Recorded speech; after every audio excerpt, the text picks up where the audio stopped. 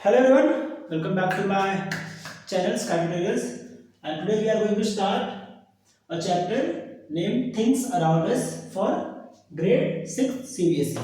ठीक है, तो CBSE के लिए ये हमारा फर्स्ट लेक्चर है जो कि थिंग्स अराउंड अस से रिलेटेड है।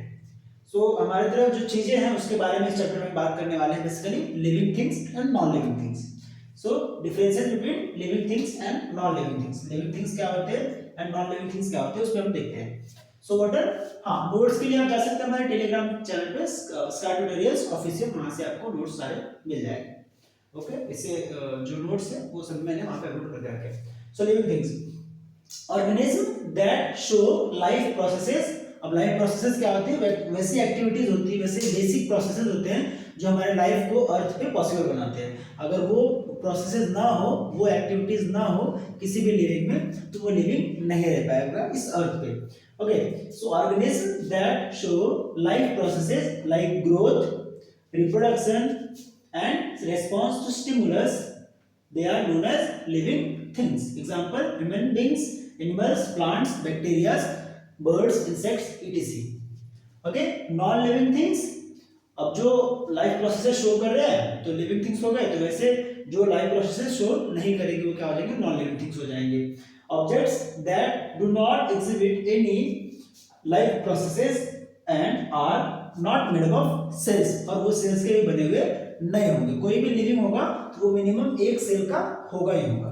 ठीक है, फॉर एग्जांपल जो हमने यहाँ पे बैक्टीरिया लिया है वो क्या है? एक सेल का है, यूनिसेलुलर उसको हम बोलते हैं। और वो लाइफ प्रोसेसेस जैसे ग्रोथ, रिप्रोडक्शन शो कर रहा है तो उसको हम क्या बोलते हैं? लिविंग थिंग बोलते हैं। नॉन लिविंग के एग्जांपल में rocks, water, air, building and even this marker, this board, this wall, this shirt, this all are non living things.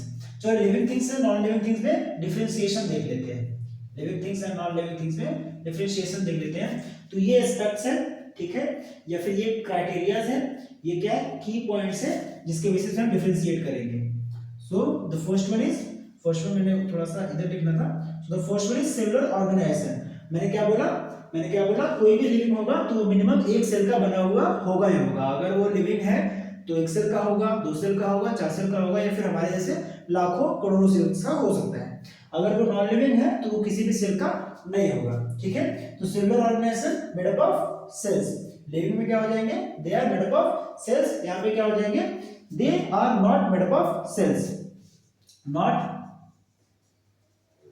Made up of cells, वो सेल्स के बने हुए नहीं होते हैं। ओके, सेकेंड वन क्या होगा? अगर सेल्स है उनके पास, ठीक है, तो सेल क्या करेगा? डिवाइड करेगा। सेल क्या करेगा?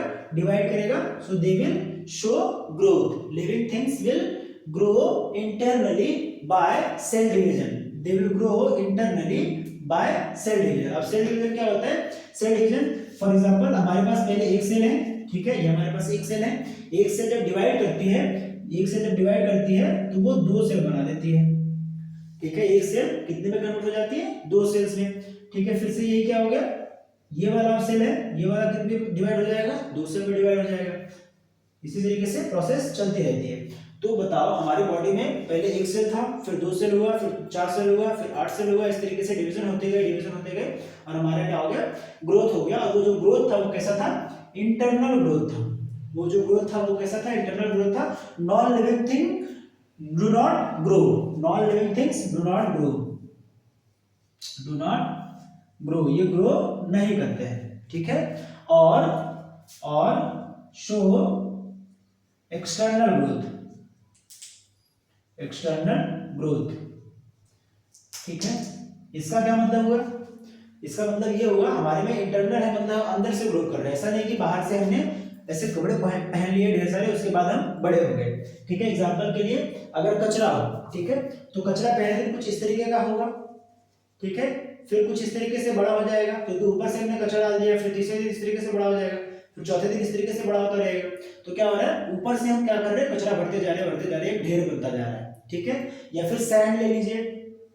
सैंड क्या हो गया? एक जगह इकट्ठा होते गया और एक बहुत ऊंचा बन गया। ठीक है, पहाड़ के लायक बन गया। तो क्या वो जो ग्रोथ है वो इंटरनल है?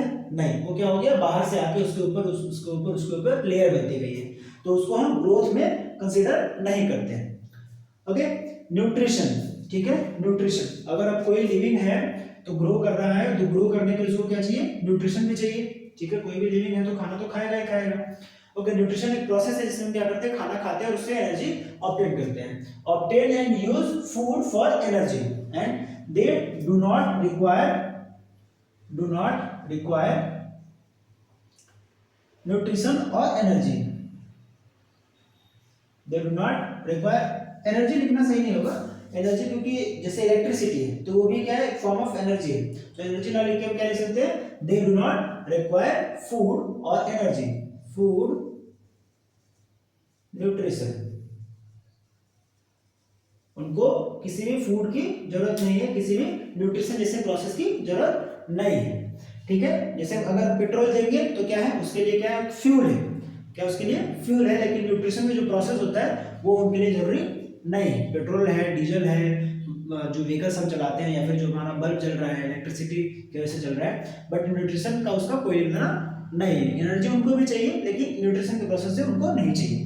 फोर्थ क्या है, respiration, exchange of gases for energy release, इनको किसी भी एक्सचेंज ऑफ गैसेस की जरूरत नहीं है। इस मार्कर को किसी एक्सचेंज ऑफ गैसेस की जरूरत है, उनको क्या ग्लूकोज ब्रेक डाउन करना है। बेसिकली रेस्पिरेशन क्या होता है, exchange of gases to release energy, ठीक है। इसका दूसरा डेफिनेशन आप इस तरीके से लिख सकते हैं, दूसरा डेफिनेशन अगर आप लिखना चाहें, वैसे हम आगे डिस्कस करेंगे, लेकिन रेस्पिरेशन क्या है, breakdown of food, basically glucose in the presence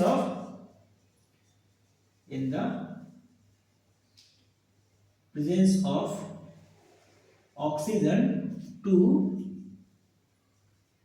release energy, ठीक है। रेस्पिरेशन क्या है, breakdown of glucose in the presence of oxygen to release energy.